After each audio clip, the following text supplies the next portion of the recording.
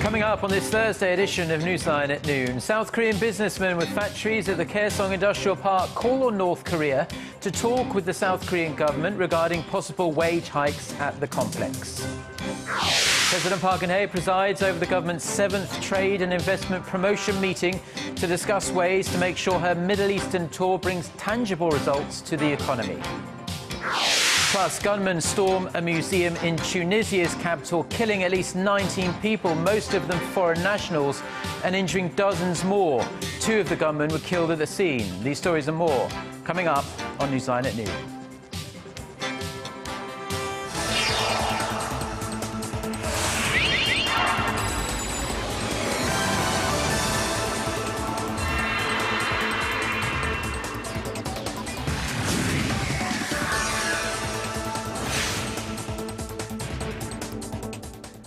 It's noon Thursday, March 19th here in Korea. Thanks for tuning in. Live from Seoul, I'm Eoh Jin-joo. It's very good to have you with us. I'm Mark Broome. We begin with Wednesday's discussions to try and end the wrangling over wages at the inter-Korean Kaesong Industrial Complex. A group of South Korean businessmen visited their factories there on Wednesday for talks with North Korean officials after Pyongyang's unilateral demand for a wage hike for its workers. But Seoul remains firm that government-level talks should come first to decide anything on the matter. Hwang Sang-hee reports.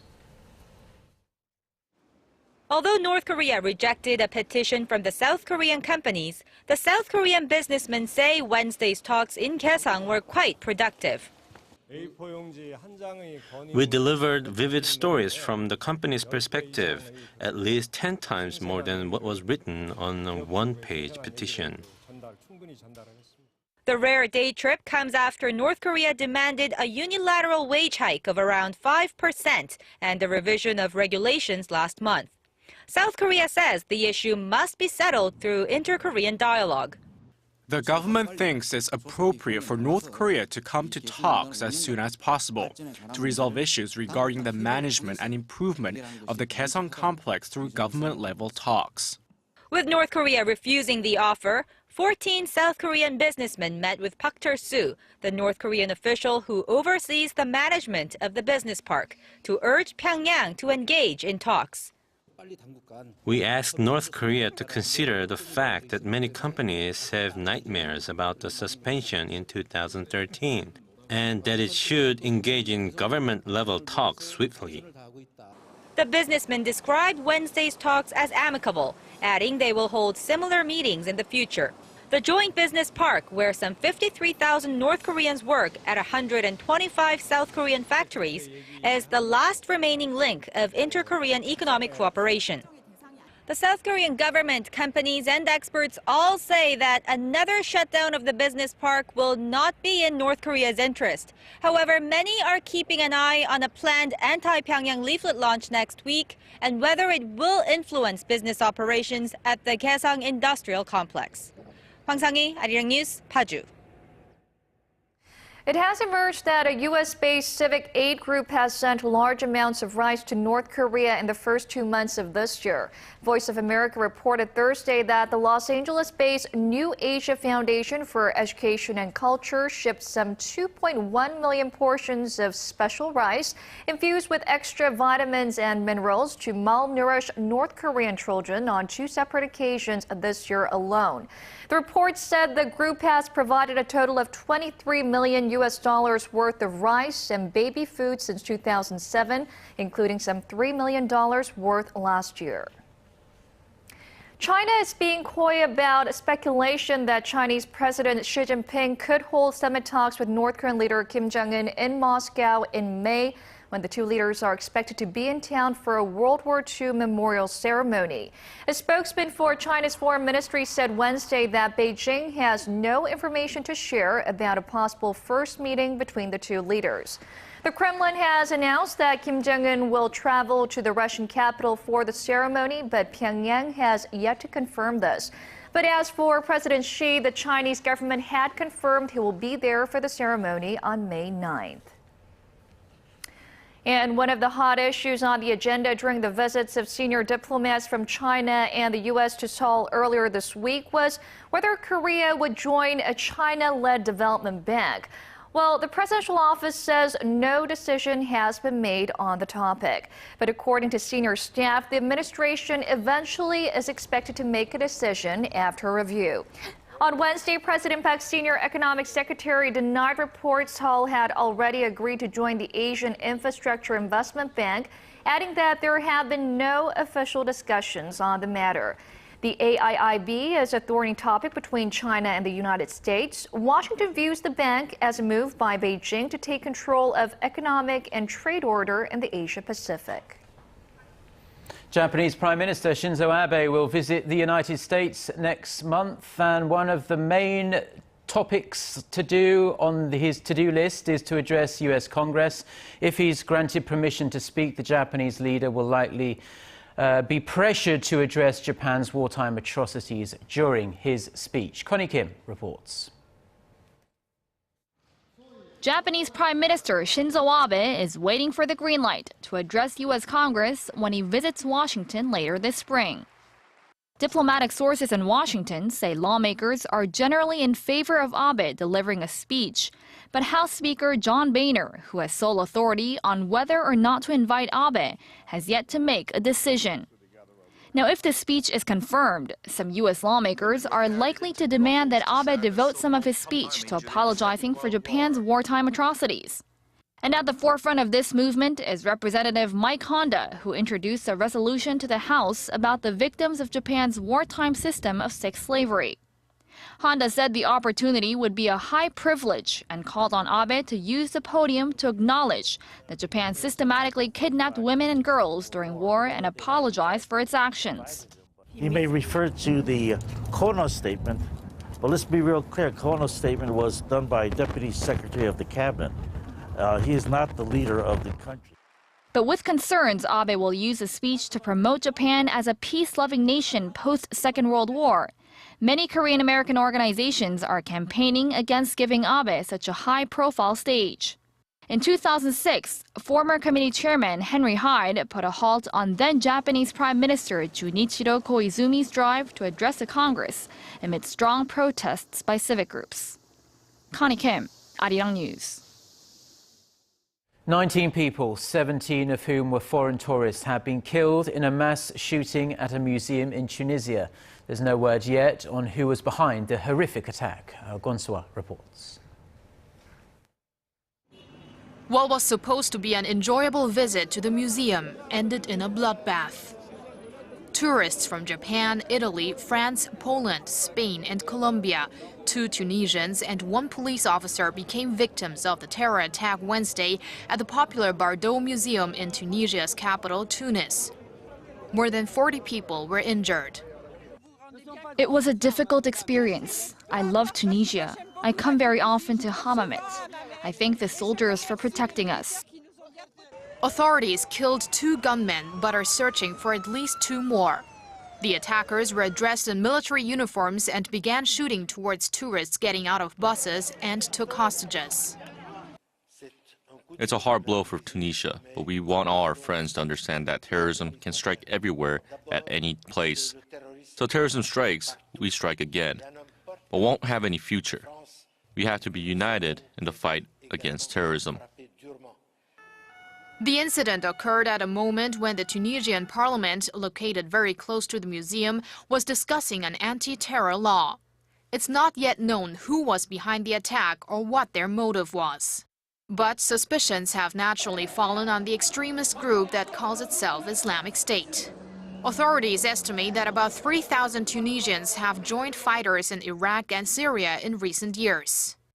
Tunisia's prime minister said the attack was designed to destroy the nation's economy as it is largely reliant on tourism.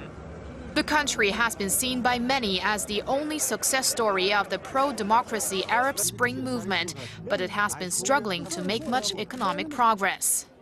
The incident was immediately condemned by international leaders, with many calling it a deplorable and cowardly attack. Kwon-soa, Arirang News.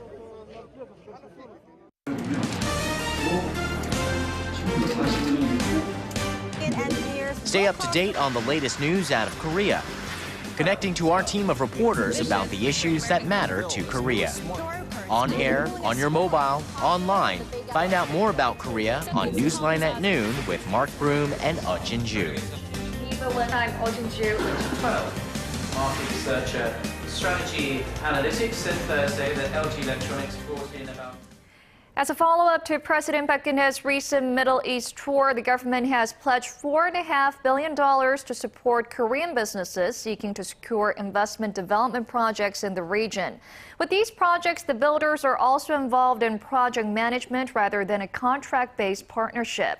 At a trade and investment meeting Thursday led by the president, the government said it will increase financial institutions' loans to overseas builders by $3 billion this year. The Export-Import Bank of Korea will also support other lenders with $1 billion worth of indirect loans for companies wishing to expand abroad. Seoul hopes to make a new leap by expanding and diversifying economic cooperation with the Middle East. Korea's producer prices have risen for the first time in 7 months. The Bank of Korea says prices edged up by 0.1% in February from a month ago. The central bank attributes the pickup to a recent oil price rebound and a rise in fresh produce prices as the Lunar New Year holiday fell in February this year. The price of benchmark Dubai crude soared more than 20% last month from the previous month. However, experts are skeptical as to whether the rally will continue as expectations about a rate hike by the U.S. Fed grow and as oil prices have recently started to fall again. The producer price index serves as a leading indicator for consumer prices. Now, the presence of Samsung Electronics on the local stock market has jumped to one of its highest levels this year amid rising expectations for its new Galaxy S6 smartphone.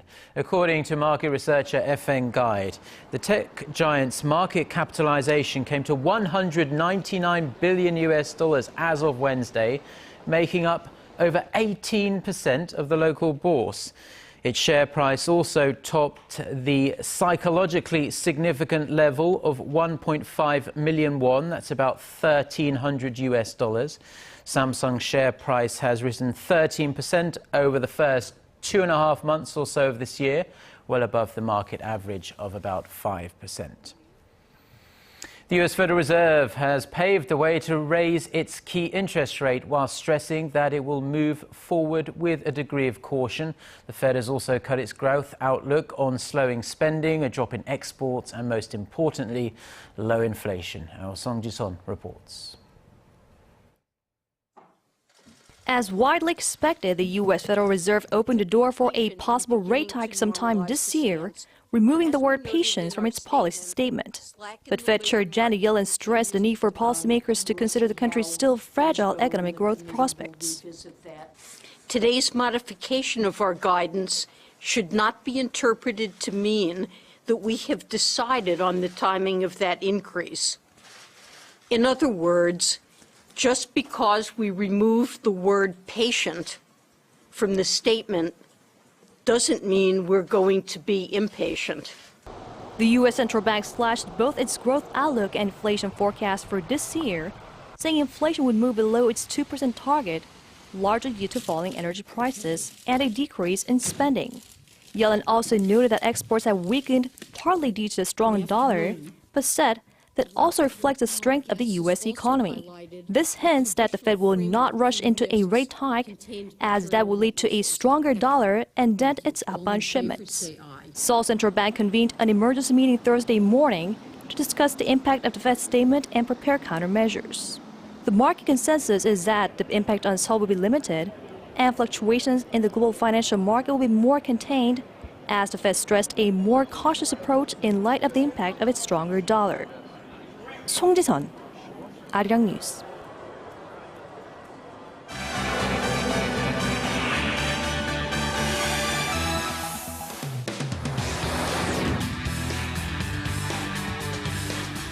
Well, it's time now for a look through the rest of the global headlines we're following this Thursday lunchtime from Seoul. For that, we turn to Eunice Kim at the News Centre.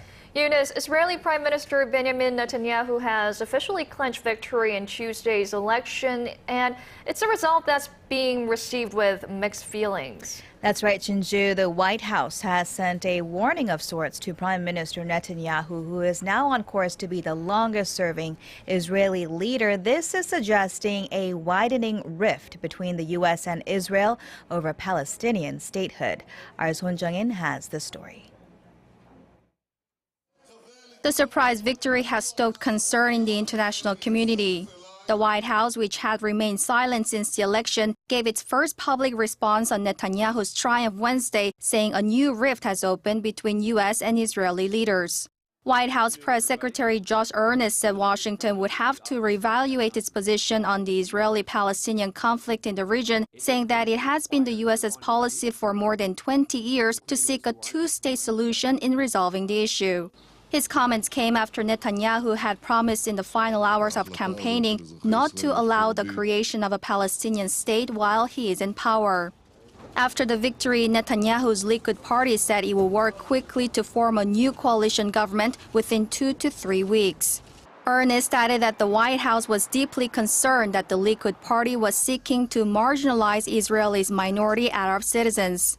On the election day, Netanyahu had issued a warning in a Facebook message to voters in his party that left-leaning parties were on the brink of toppling the Israeli government by busing Arab Israeli voters to the polls, saying that the Arab voters are coming out in droves.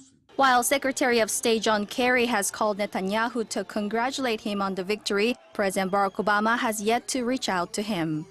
Son Jung-in, Arirang News. An anti-austerity demonstration quickly turned into a riot outside the newly minted headquarters of the European Central Bank in Germany. Organizers of the massive gathering dubbed Blockupy said an estimated 10,000 people had gathered for that protest on Wednesday as the ECB inaugurated its new tower, estimated to cost more than €1 billion to build. The streets of Frankfurt were littered with signs of destruction after fierce street battles broke out between protesters and riot police. Dozens were wounded on both sides. Protesters said police used pepper spray and water cannons against them. Local reports said at least 350 people were arrested. And finally, Starbucks will launch a trial delivery service starting in the second half of this year, but it will be limited to just 2 regions. One will be the city of Seattle, where the coffee chain giant is headquartered. Starbucks will partner with the delivery startup application Postmates to transport customized coffee drinks as well as pastries, orderable and trackable via its very own app. Now, the second test hub will be the Empire State Building in New York City. Employees from a Starbucks outlet located within the tower will hand deliver the goods to employees who work there. Thank you, Eunice, for that. And moving on, Apple could launch an online TV service with a bundle of about 25 channels as early as September. The Los Angeles Times reports Apple is in talks with broadcasters such as ABC, CBS, Fox, and ESPN on the plan. The company most famous for its iPhones is also known to be carrying out negotiations with major U.S. movie distributors like Disney. With a price tag of about $30 to $40 a month, the new service is expected to be available across all Apple devices powered by its iOS operating system. An endoscopy is a common procedure during health checkups here in Korea, and now there's new hope. Local researchers have developed groundbreaking optical technology to detect cancer cells at levels never seen before. Paul Yee has more on the innovation. A patient who has been complaining of discomfort in his stomach is undergoing a gastroscopy when doctors spot a scar on the stomach wall. With an endoscopic examination like this, doctors can detect imperfections such as lumps or scratches. But they cannot spot cancer cells because of the way light scatters, blocking their view. However, a team of local researchers whose work has been published in the journal Nature Photonics earlier this month has developed a high-resolution optical microscope that can detect abnormalities related to cancer at the cellular level. The device assigns different values to light waves as they are emitted from various angles and collects the information. We've developed a microscope that can obtain information from light as it goes in and out of the tissue. The optical device enables doctors to see 1 millimeter into the skin with a resolution 10 times clearer than existing microscopes, helping them to detect cancer at an earlier stage of development than what is currently possible. This new technology will overcome the shortcomings of the existing endoscopy. It could give us a way to detect cancer earlier by observing changes in human deep tissue at the nucleus level. The researchers expect their new optical microscope to be put into practice within 5 years after being fully developed for the early detection of cancer. Paul Yi, Arirang News. Now, South and North Koreans share the same language, but decades of division and cultural changes have made it increasingly difficult for them to understand each other's dialects. And it's a big problem, especially for many North Korean defectors living in the South. But a new smartphone app is expected to help open the lines of communication for them. Our Ji Myung-gil has more. These young North Korean defectors are taking on a new language. They're learning to speak like a South Korean. Surprisingly, these students, and many like them, say one of the biggest problems they face is the language barrier. It was like people were talking to me in a foreign language, so I was too embarrassed to ask my friends what the words meant. I felt alienated. According to a 2012 study by the National Institute of the Korean Language, North Korean defectors understand only half of the language used in South Korea. To help them overcome these communication issues, Tay Worldwide teamed up with local nonprofits to develop a smartphone app called Univoca. It's a South Korean-North Korean translator and dictionary. We realized late in the game that young North Korean defectors would have problems reading school textbooks and solving questions due to differences in culture and dialect. This app will give North Korean students the courage and motivation to learn, as it also offers some privacy while they study. Teachers hope the app will help bridge communication between South and North Korean students and make resettlement a little easier for defectors in the South. Ji Myung-gil, Arirang News.